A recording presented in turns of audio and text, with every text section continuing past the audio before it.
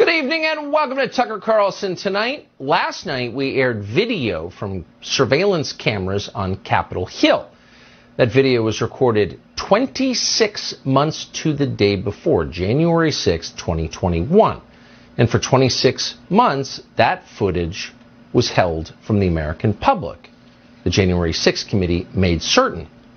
Now, the Justice Department also kept a lid on that video footage. And in fact, in some cases, DOJ did not share it with criminal defendants who'd been charged on January 6th in violation of their constitutional rights. So we felt it was a public service to bring what we could to you. There was no justification for keeping this secret any longer, and a powerful argument to be made that sunlight is always and everywhere the best disinfectant. And in fact, because it was video evidence, it is to some extent self-explanatory. Anyone could look at the tape and decide what he or she thinks of it. So the tape we showed last night indicated very clearly that Capitol Hill police, in some cases, escorted protesters through the Capitol as if they were giving a tour. They did that with Jacob Chansley, the so-called QAnon shaman.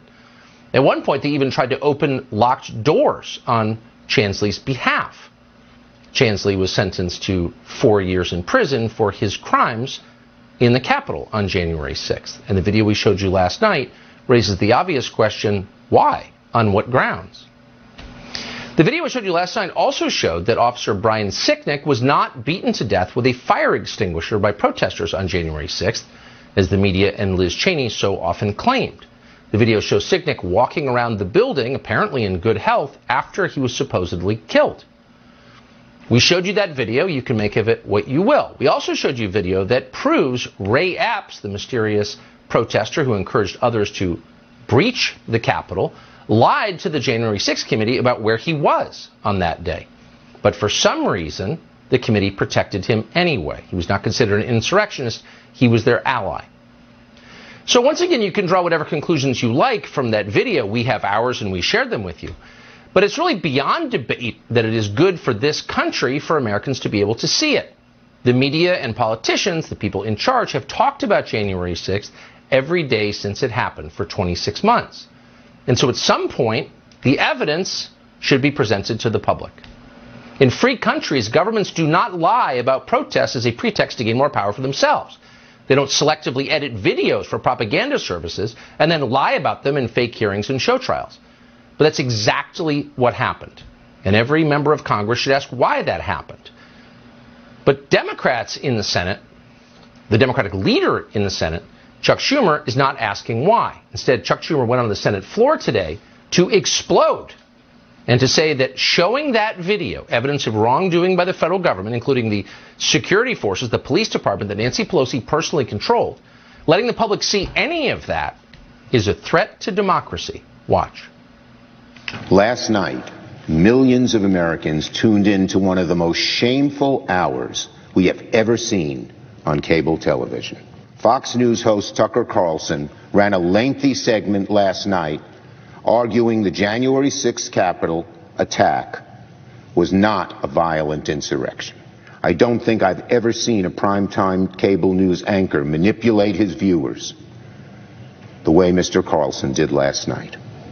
I don't think I've ever seen an anchor treat the American people and American democracy with such disdain.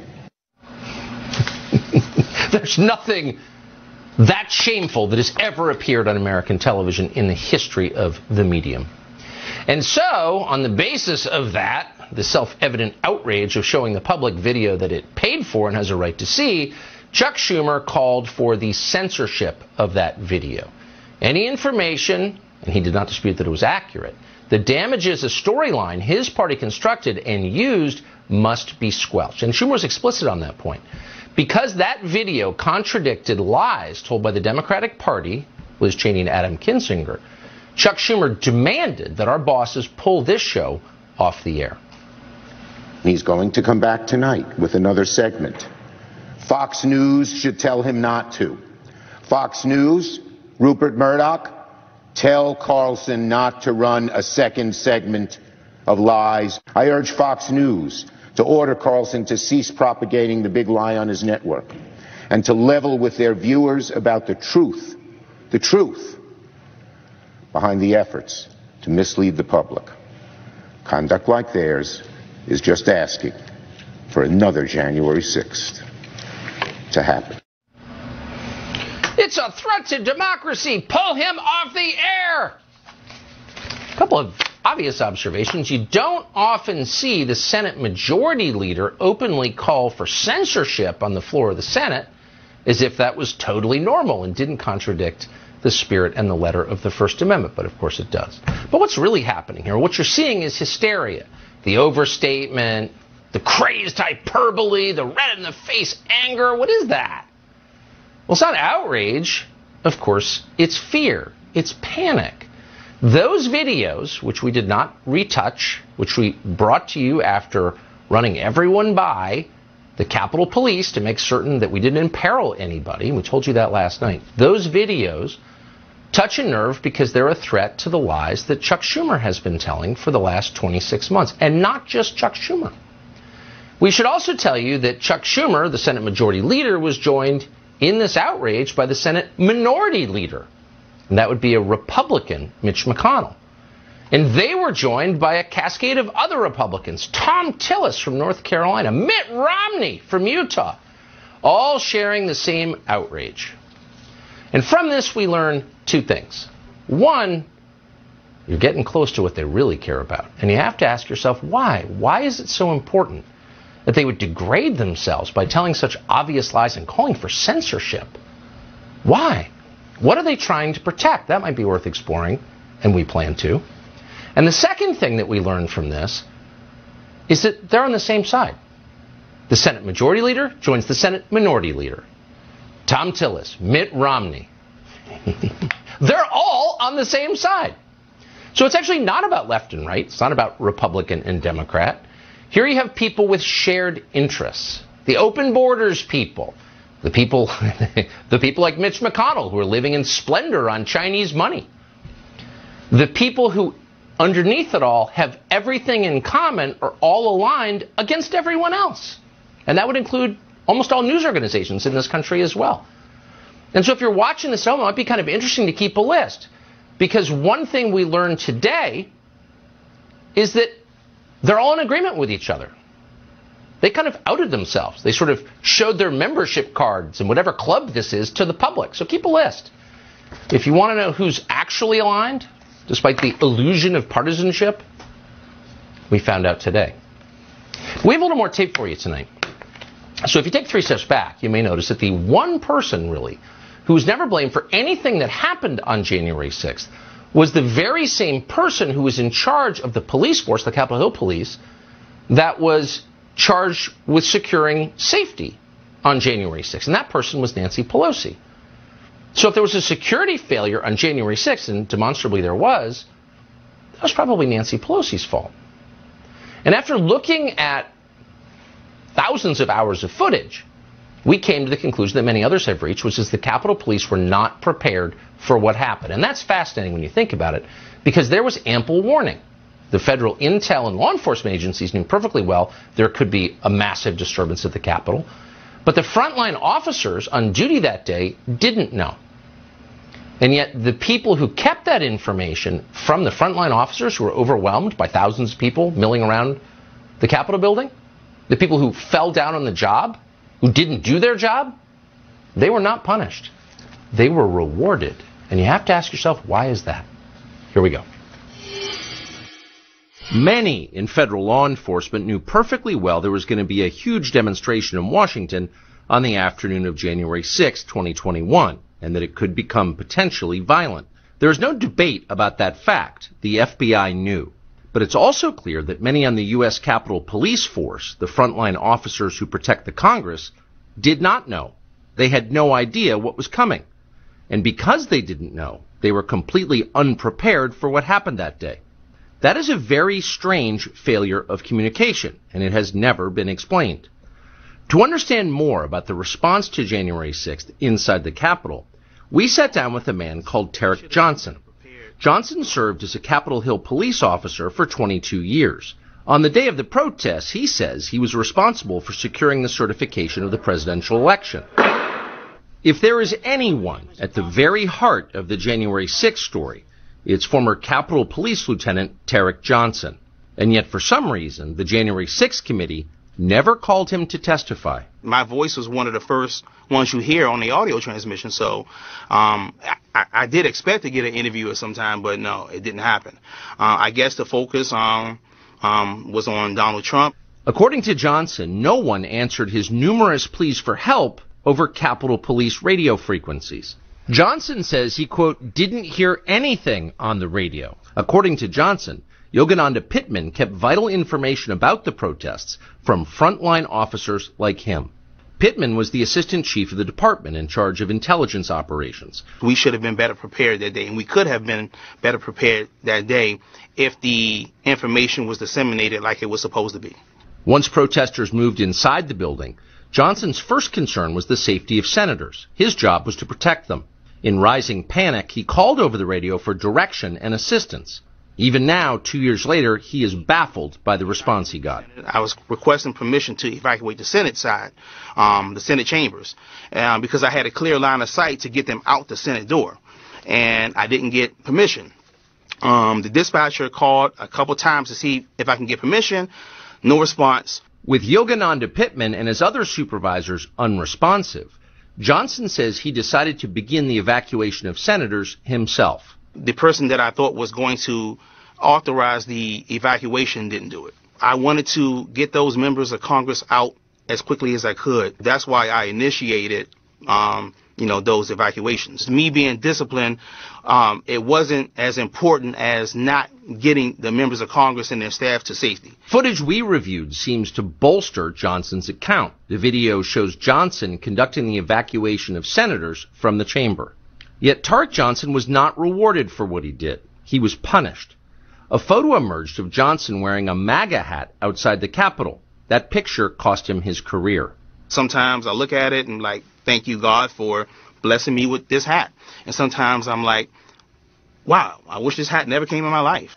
A Biden voter, Johnson says he donned the hat in an effort to rescue fellow officers he believed were trapped in the building.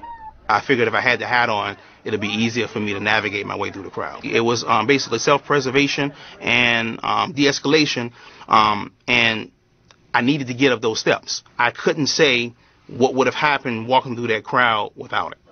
But for the crime of wearing a Trump hat, Johnson found himself suspended. Ultimately, he resigned from the force and lost his pension. He now works part-time as a furniture mover. Yogananda Pittman, meanwhile, thrived. 2 days after January 6th, Nancy Pelosi elevated Pittman to acting chief of the Capitol Police. Late last year, Pittman took a high-paying job as the head of security at UC Berkeley, which is right outside Pelosi's congressional district. Berkeley announced Pittman's hiring with unqualified praise for her, quote, steadfast commitment to social justice.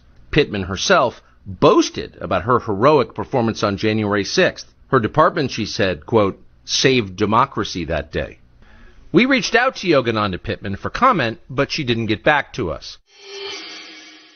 Tarek Johnson spent 22 years as a Capitol Police officer. On January 6th, he says he was in charge of securing the certification of the presidential election. So he was right in the middle of it. If anyone was, Tarek Johnson was.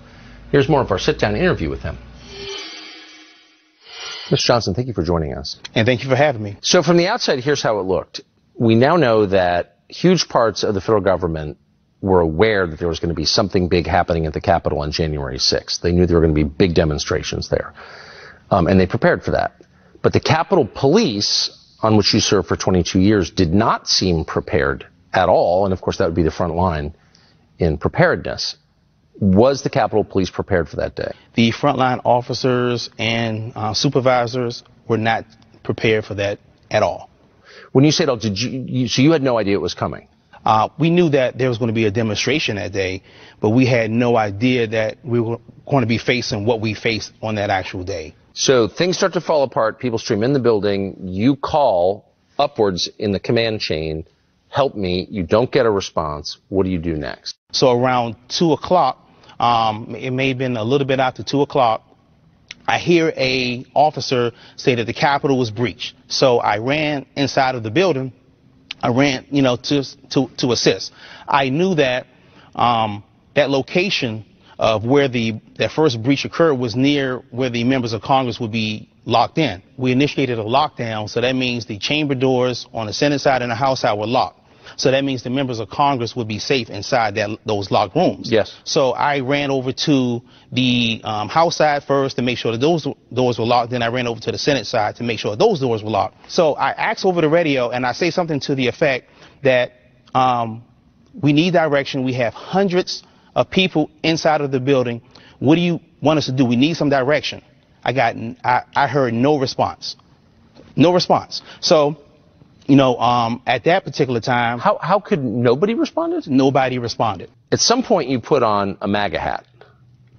Yes. Now, I think we have it. I think we have the actual MAGA hat. Yes, we actually do have the MAGA hat. I have it here in plastic, so here it is. You want to take it? Yeah. J6, it says. Yeah, I labeled it J6. So tell us why you put the hat on and how that was related to your suspension. That's what got me national attention, was the wearing of the MAGA hat. They were officers. We had a distress call that there were approximately 10 or 11 officers, I can't remember the exact number, were trapped at the top of the rotunda steps. So I elicited the help of some CDU officers to help me go up the steps. And I kept yelling that all the way up the steps, giving people high fives, trying to make it up the steps to get to the guys. And as I was going down, there was a demonstrator on, I believe he was on my right side of me, so he reached over. I didn't know what he was doing. I didn't know if he was going to hit me, and he put the MAGA hat on my head. So as I was still trying to walk down the steps, then he asked for the hat back, and I said, well, I would like to keep it because the hat's going to help me. Yeah, it's your passport through the crowd. Yeah, exactly. So the Capitol Police is by definition nonpartisan. It serves both parties in the Congress. It protects members of both parties. 100%. And it has to be that way. In the wake of January 6th, you saw what looked like partisanship at the Capitol Police. Did you perceive that? I'm still shocked because as a Capitol Police officer, we even had we had our chief of police at the time. His name was, Stephen's son. And yeah. He called for all the officers who was at work that day. He called for everybody to come in, and we all went to Emancipation Hall in the CVC. And and this was during the Black Lives Matter demonstrations. Yes. And he told us that as Capitol Police officers, we need to stay neutral. We need to stay neutral, period. So we were like, okay, that's what we do. Because we protect Democrats, we protect, Republicans, we protect everybody. So we need to stay neutral. So then after January 6th, you had some police officers who wasn't neutral. It didn't seem neutral. At all? Yeah, and that was an issue, yes. So, that devalues the credibility of Capitol Police, doesn't it, if they're allowed to be partisan in public? They're supposed to be neutral, period. Since you were there on January 6th, what did you think of the job of the January 6th committee? Do you think that they were honest in the way they approached it? Do you think they got to the truth? I prayed almost daily that they would get to me. I was never asked to testify, and if you listen to the radio... You were never asked by the January 6th committee? I was never asked by anybody connected to the January 6th committee to testify. I ask myself why every day, and every day I might have a different answer, but I looked at what pretty much they focused on Donald Trump and not the failures of the Capitol Police. Why do you think they were there? I think that some people there had planned on being violent. Some people may have turned violent after what they were going through. I think that people wanted to support their president. Some of those people wanted just to support him. And some of those people didn't commit violence, and some of those people didn't plan on it. We haven't answered every question about what actually happened on January 6th. Far from it. There's still many mysteries from that day. But one thing we know for certain is that the story they told you about it, a pat tale of good versus evil, an insurrection with no guns that took place at the U.S. Capitol, those were lies, and they were lies told for a very specific purpose. Of course, the people in power wanted more power, and they got it on the basis of those lies. But in the process, many lives were destroyed, and some people are still in jail tonight, not having had their constitutionally guaranteed moment in front of a jury of their peers. They haven't even been put on trial yet, and they're still rotting. Julie Kelly is the one journalist in this country who's been following this very closely. She wrote a book on it, January 6th, How Democrats Used the Capitol Protest to Launch a War on Terror Against the Political Right, which is a perfect summation of what actually happened. Julie Kelly joins us now. Julie, thanks so much for coming on. So it dawned on us as these tapes made very clear that the story we've been presented is an absolute fabrication. It's a lie. It's a fraud. That people may still be in jail on the basis of these lies, and so we wanted to talk to you for an update on where those cases are tonight.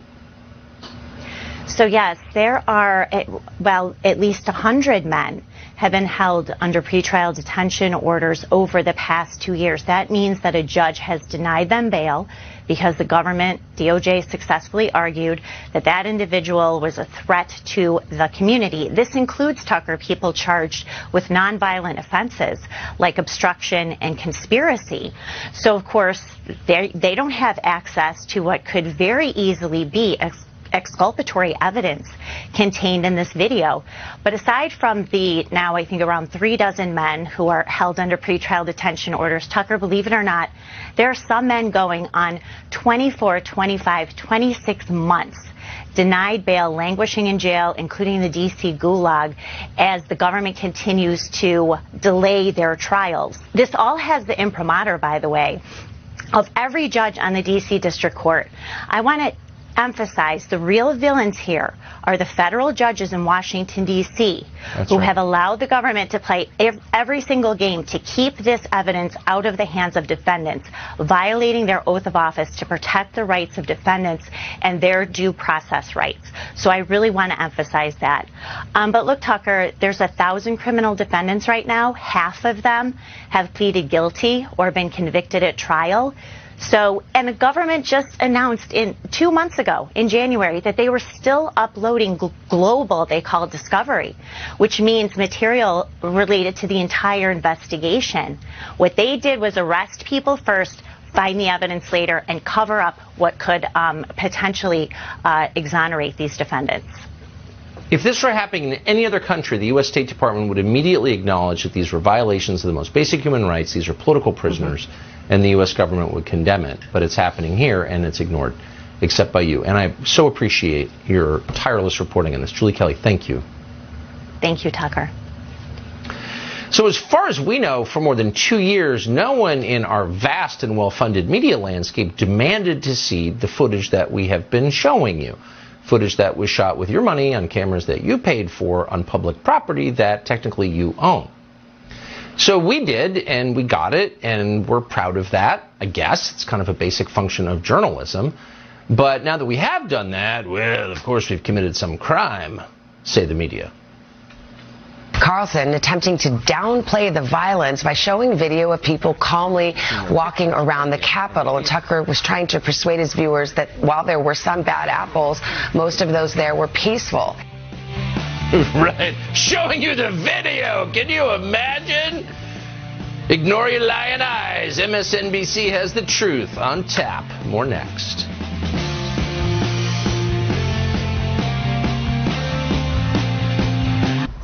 Well, as far as we know, for more than 2 years, 26 months to the day, actually, no media organization in the country pressed to see the actual tape, the January 6th surveillance footage. And there was a reason for that. So a small group of people, which would include the leaders of the Democratic Party and their allies in the media, had a complete monopoly on what you were allowed to know about what happened, what actually happened in the Capitol on January 6th. And they defended that monopoly with great ferocity, as monopolists tend to do. So the moment we broke that monopoly, simply by getting access to the footage, it's not hard. That's what you're supposed to do when you work in the news business. Other media outlets went crazy. They all did. And we just couldn't resist, not to be self-referential, but it's too hilarious. So we assembled a montage. Here it is. What we saw tonight, Allison, from Tucker is nothing new. He has been trying to sanitize the very real violence that we all saw unfold at the U.S. Capitol. 41,000 hours of footage from an attempted coup is federal evidence. How on earth is Kevin McCarthy trying to justify to fellow members of Congress giving 41,000 hours of federal...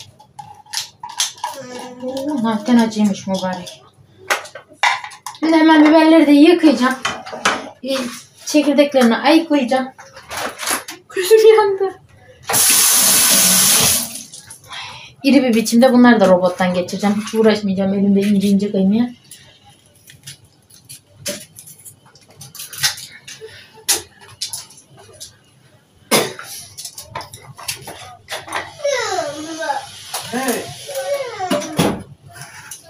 Aha orada var Sedat. Bak tabakta var. Orada başka şey. Tamam dur oğlum birazdan annen sofraya koyacak tamam mı baba? Bak aha orada tabakta var. Aha, onu yemiyor. Onun yarımı ya. Ama onu sen parçaladın öyle mi? Ben gördüm. Buraya ışık takmayacaktım. Hiç iyi olmadı. Başladılar yine. Neye başladılar? Toplanmaya. Şunu. Ne ya? Evet.